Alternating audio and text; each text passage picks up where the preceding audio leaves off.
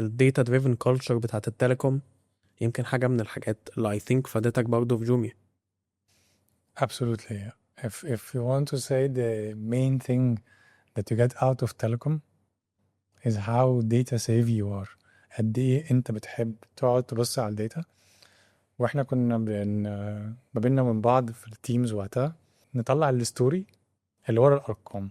مظبوط. عارفين احنا it was never كانت عمرها ما كانت عن انت عملت ريبورت وراح توريه حد او عملت شويه ارقام اناليسيس بعتهم في ميل. مظبوط. never about this. بالنسبه لنا احنا في تيليكوم we grew on the culture او الحاجه اللي اتربينا عليها. الارقام بتطلع ستوري.